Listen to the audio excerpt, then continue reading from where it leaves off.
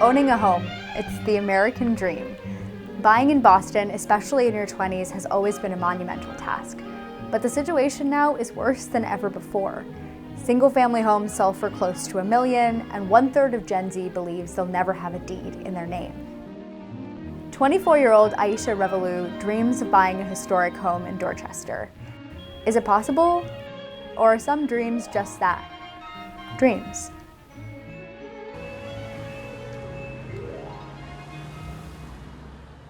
Whatever you think, I'm in. Are weird about textures or No. no? I grew up in an immigrant household, and I was like, they were like, try everything. Try So now everything. this is like literally the only thing I don't like is dates, Okay. which is like hyper specific. It's very interesting. So my name is Aisha. I'm 24 years old. I'm about to turn 25. I'm Haitian American.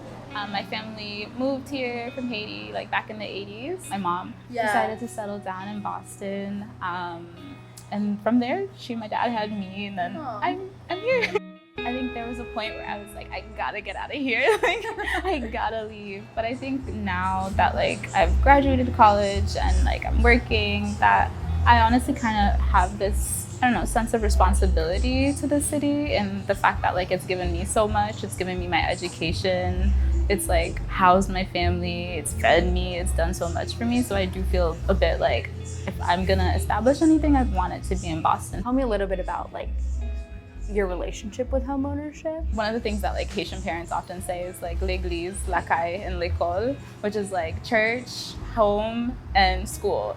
I've always known that owning a home was something that would help build up my family and myself, like as a way of building generational wealth and a way of just having a form of stability in a city that is large and is always changing. The fact that my mom has lived as a renter since the time she's come to the United States.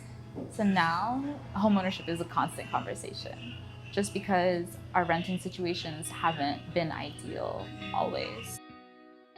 In an ideal world, I want like a historic home in Boston. To go like historic home, like a Victorian home with like the part that looks like the castle part, and then like with the wraparound porch and all that. I just like imagine myself as an old granny, like sitting on my porch. That's kind of part of the dream, and I look at those homes and I'm like, those are $1 million+ dollars. Buying a home is definitely like something that's in the future, and I'm like, I don't want to say that it's very like a fairy tale type of thing, but it's definitely like it's in the future. Yeah. And so like right now I'm like rent, light, food, water, like that's what's important. And now student loans, so like and whatever is left over is like part of my savings for buying a home. I think our generation is very big on like manifestation, but I also know that like I have to hustle, and so like creating my own business, like my own little online business, and then doing that, and then working full time, and then trying to get my master's, and just like there's so many like factors that go into wanting to be able to have enough capital to buy a home.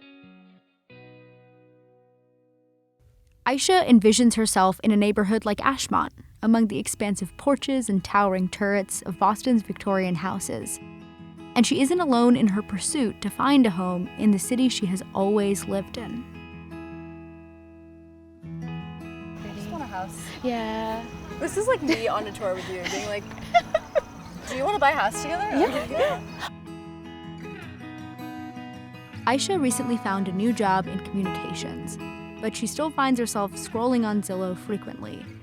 Her ideal home, she knows, is out there.